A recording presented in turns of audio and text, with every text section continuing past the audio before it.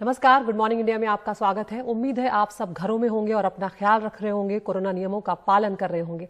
खबरें बताने के लिए हम हाजिर हैं। वक्त कठिन है और अभी हम कोरोना की दूसरी लहर से लड़ ही रहे हैं कि तीसरी लहर का अंदेशा डराने लगा है। केंद्र सरकार के प्रमुख वैज्ञानिक सलाहकार के विजय राघवन का कहना है कि तीसरी लहर अब आनी ही है। ये बात वायरस के संक्रमण के अच्छे खासे स्तर को देखकर कही जा सकती है। हालांकि उन्होंने कहा कि ये साफ नहीं है कि ये तीसरा दौर कब आएगा, लेकिन हमें इसके लिए तैयार रहना होगा।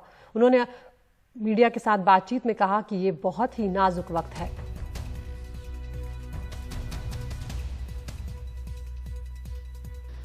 A phase 3 is inevitable, given the high levels of circulating virus, but it's not clear on what time scale this phase 3 will occur. और यहाँ पर आपको सुनाते हैं कि विजय राघवन जो प्रिंसिपल एडवाइजर हैं, उन्होंने क्या कुछ कहा है।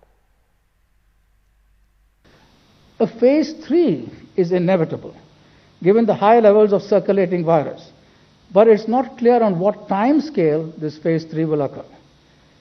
Hopefully incrementally, but we should prepare for new waves. Maharashtra की बात करते हैं, जहां पर कोरोना के मामले तो कम होना शुरू हो गए हैं, लेकिन अचानक से दूसरी मौतों का आंकड़ा फिर एक बार बढ़ा है। महाराष्ट्र में कोरोना से 920 लोगों ने पिछले 24 घंटों में अपनी जान गंवाई, जो राज्य में कोरोना से हुई सबसे ज्यादा मौतें हैं। हालांकि अधिकारियों का यह भी कहना है कि इसमें उन मौतों को भी जोड़ा गया है जो पिछले 48 घंटों और पिछले हफ्ते किसी वजह से दर्ज नहीं हो पाई थी। 920 में से सबसे ज्यादा 101 मौतें नासिक में दर्ज हुई हैं। पुणे में 93 लोगों की जान गई है और इस दौरान मुंबई में भी 77 लोगों ने अपनी जान गंवाई। मुंबई में एक दिन में ये 75 से ज्यादा मौतें हुई हैं, जबकि शहर में अब पॉजिटिविटी रेट करीब 11% हो गया है।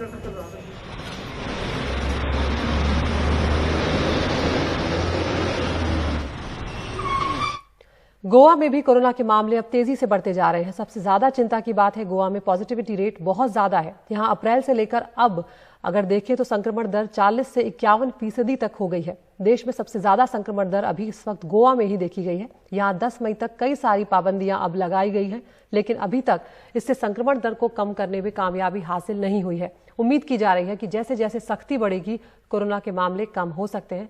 फिलहाल राज्य में सिर्फ जरूरी सेवाओं को ही मंजूरी दी गई है। सबसे मशहूर टूरिस्ट डेस्टिनेशन में क्लब, बार, कैसीनो सब पर प्रतिबंध लगा दिया गया है।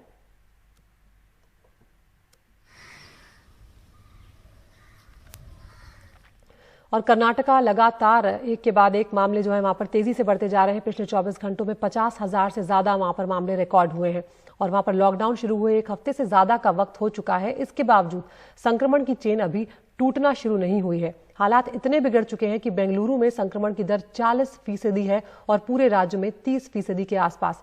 ऐसे में दवा से लेकर अस्पताल के बेड की कालाबाजारी अब शुरू हो गई है। 2 लोगों को गिरफ्तार किया गया है और गिरफ्तारियां अभी और होनी बाकी हैं।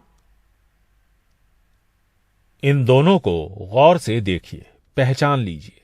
महानगर पालिका के साथ मिलकर दोनों ने बिना लक्षण वाले मरीजों के नाम पर बेड अस्पतालों में रिजर्व किए और फिर जरूरतमंदों को 25 से 50 हजार रुपए में बेच दिए।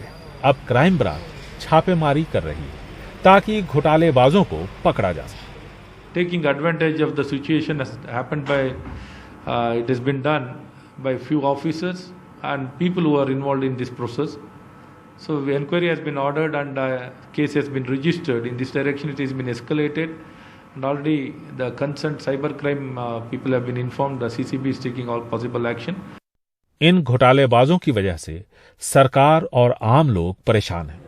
बेंगलुरु में पॉजिटिविटी की मौजूदा दर 40% के आसपास है, तो कर्नाटक में लगभग 30%। यानी 100 लोगों की जांच होने पर 30 लोग पॉजिटिव पाए जा रहे हैं। ऐसे में कुछ विवाद भी उठ खड़ा हुआ है नगर पालिका के वॉर रूम में हुई बहाली को लेकर। बेंगलुरु साउथ के सांसद तेजस्वी सूर्या 3 और विधायकों के साथ एक वॉर रूम पहुंचे, जहां 200 लोगों की बहाली को आउटसोर्स किया गया था। इनमें से 17 मुस्लिम थे। एक विधायक ने रेहान नाम के इंचार्ज से कहा कि बहाली बीबीएमपी में हुई है या मदरसे में। दरअसल इन लोगों को लगा था कि रेहान ने बहाली की, जबकि बहाली एक बाहरी कंपनी की तरफ से की गई थी। ಯಾವ ಏಜೆನ್ಸಿ ಆ ಏಜೆನ್ಸಿ ಅವರು ಕರೆಸಿ ಯಾರು ಏಜೆನ್ಸಿ ಅವರು 17 ಜನ ಏನು ಇದರಲ್ಲಿ ತಗೊಂಡಿದ್ದೀರಾ ನೀವು ಯಾವ್ದಾದ್ರು ಮದ್ರಸಾಗೆ ಅಪಾಯಿಂಟ್ ಮಾಡಿದ್ದೀರಾ ಕಾರ್ಪೊರೇಷನ್ಗೆ ಮಾಡಿದ್ದೀರಾ ನೀವು ऐसे में बेड घोटाले को लेकर स्थानीय विधायक सौम्या रेड्डी धरने पर बैठी। जिन मुस्लिम कर्मचारियों का नाम सांसद तेजस्वी सूर्या ने लिया था, उनमें से कुछ सौम्या रेड्डी के साथ धरने पर बैठ गए। जिस राज्य में 5 लाख के आसपास एक्टिव केस हो और जिस शहर में लगभग 3 लाख, वहां धार्मिक आधार पर विवाद ऐसे समय में घातक साबित हो सकता है। बेंगलुरु से कैमरामैन कुमार के साथ निहाल खिदवई, एनडीटीवी इंडिया। और जब रोज 3-4 लाख के बीच केस सामने आ रहे हों, तब ये सवाल बेमानी हो जाता है कि क्या भारत में कोरोना का सामुदायिक प्रसार हुआ है या नहीं।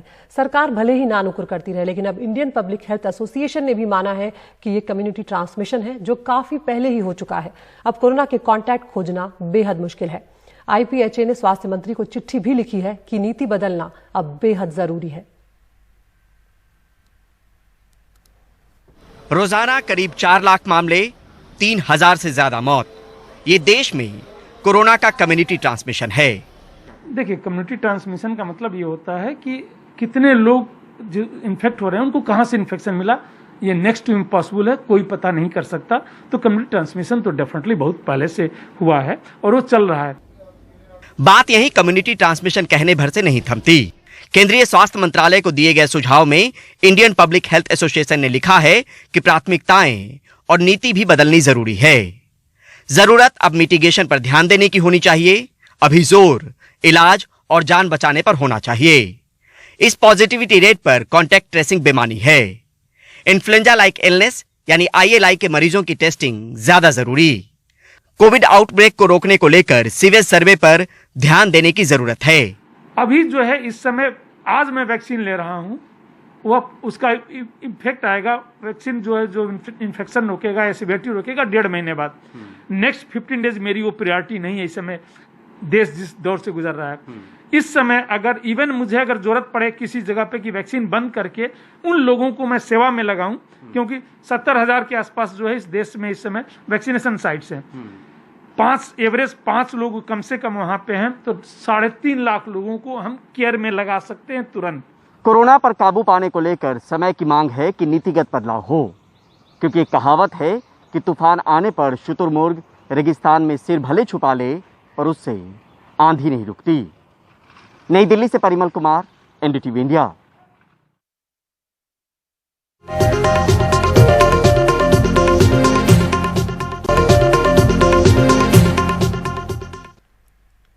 अलग अलग जगहों से बेड की किल्लत की जो दिक्कतें आ रही हैं, उसके बीच में रेल मंत्रालय ट्रेन के डिब्बों में अब बेड का इंतजाम कर रहा है। रेलवे के मुताबिक 4000 आइसोलेशन कोचों में 64,000 बेड बनाए गए हैं। अब नागालैंड और गुजरात ने आइसोलेशन कोचों की जरूरत रेलवे के सामने रखी है, जिसके बाद साबरमती, चंदलोदिया और दीमापुर में कोच लाए गए हैं। वहीं असम ने भी 150 isolation coach Guwahati railway station पर लाए हैं, जिसमें 2400 बेड हैं। तैयारियों का जायजा लिया है हमारे संवाददाता रतनदीप चौधरी ने, वो आपको दिखाते हैं। हम इस वक्त गुवाहाटी रेलवे स्टेशन के नॉर्थ ईस्ट फ्रंटियर रेलवे के कोविड आइसोलेशन कोच में है। आप देख सकते हैं, ये है कोविड आइसोलेशन कोच, जो कि भारतीय रेलवे के नॉर्थ ईस्ट फ्रंटियर रेलवे ने तैयार किया है। यहाँ पे ऑक्सीजन बेड्स रेडी हैं। ये कोच जो माइल्ड कोविड पेशेंट हैं उनके लिए बनाया गया है। और उत्तर पूर्व और असम, जहाँ पे कि अब कोविड के संख्या बढ़ रहे हैं दिन ब दिन। असम रोज दिन 4000 से भी ज्यादा केसेस अब रिपोर्ट कर रहा है। और असम और उत्तर पूर्व में सबसे बड़ी जो चुनौती रहेगी वो ये रहेगी कि जो ऑक्सीजन बेड या फिर बेड की किल्लत है, क्योंकि मेडिकल इंफ्रास्ट्रक्चर बहुत लिमिटेड है असम और उत्तर पूर्व में। जबकि असम में फिर भी मेडिकल इंफ्रास्ट्रक्चर उत्तर पूर्व के बाकी राज्य से अच्छा है, मगर ओवरऑल बात करें तो पूरे देश से कंपेयर करने से बेड की क्राइसिस एक हो सकती है।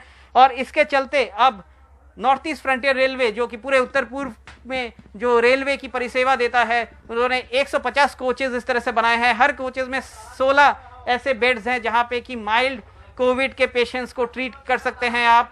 और यहाँ पे ऑक्सीजन की भी सुविधा रहेगी। उत्तर पूर्व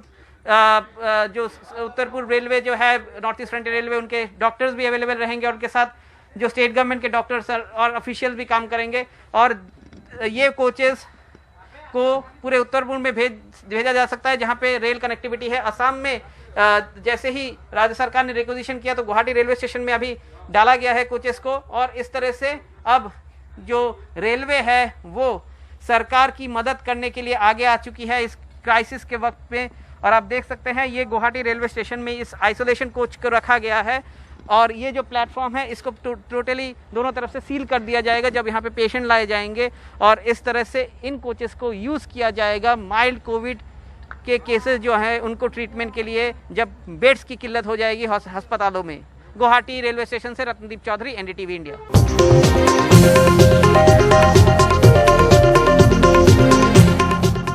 खबरों के सिलसिले को बढ़ाते हैं आगे और टूरिस्ट हब गोवा अब देश का सबसे संक्रमित राज्य बन गया है। गोवा में कोरोना के मामले तेजी से बढ़ रहे हैं। सबसे ज्यादा चिंता की बात है कि गोवा में पॉजिटिविटी रेट बहुत ही ज्यादा है। यहां अप्रैल से लेकर अब तक देखें अगर तो संक्रमण दर 40 से 91% तक आ गई है। देश में सबसे ज्यादा संक्रमण दर इस वक्त गोवा में ही है और यहां 10 मई तक कई सारी पाबंदियां लगी हुई हैं, लेकिन अभी तक इससे संक्रमण की दर कम करने में कामयाबी हासिल नहीं हो पाई है। उम्मीद की जा रही है कि जैसे जैसे सख्ती बढ़ेगी कोरोना के मामले कम हो सकते हैं।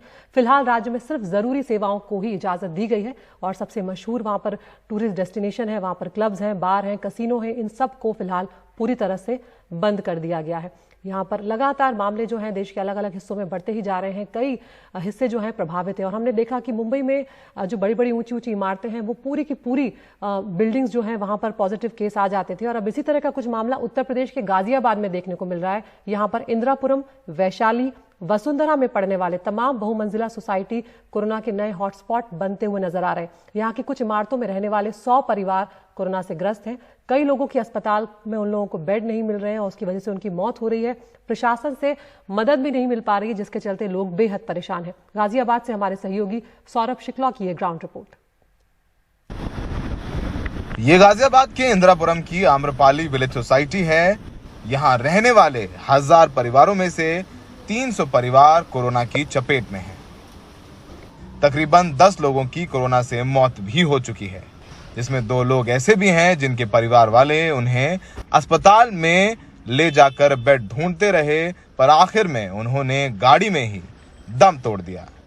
यहाँ का आरडब्ल्यूए यूपी के मुख्यमंत्री योगी आदित्यनाथ से लेकर जिला प्रशासन से मदद की गुहार लगा रहा है, लेकिन इनकी फरियाद अब तक अनसुनी है। सरकार की तरफ से हमें एक भी सिलेंडर नहीं मिला है, ऐसी कोई व्यवस्था नहीं है। हमने खुद एक ऑक्सीजन सिलेंडर अरेंज किए थे। पिछले 2-4 दिनों से हम उसकी रिफ़िल नहीं करवा पा रहे हैं। कितने भी पैसे खर्च करके हम रिफ़िल नहीं करवा पा रहे हैं।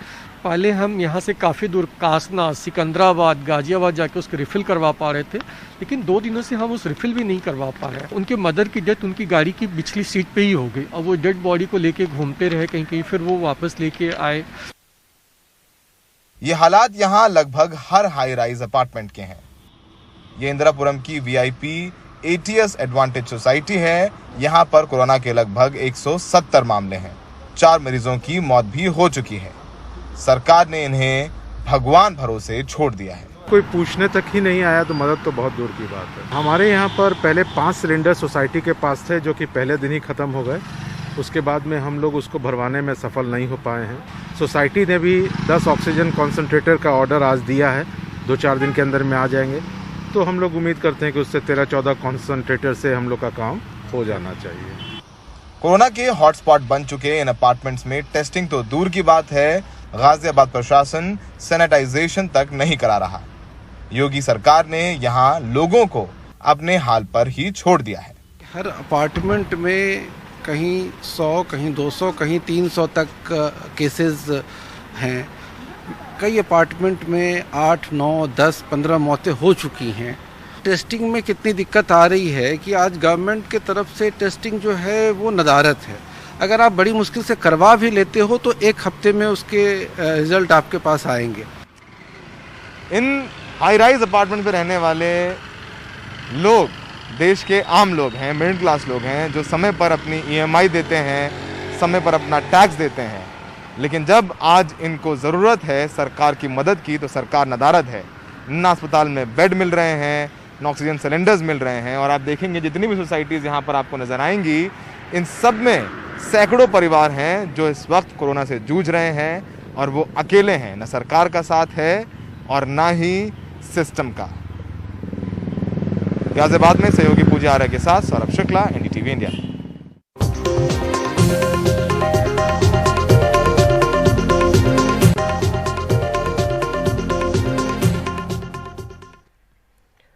और कोरोना के चलते एक और बड़ी राजनीतिक शख्सियत को हमारे देश ने खो दिया है। आरएलडी सुप्रीमो चौधरी अजीत सिंह का निधन हो गया है।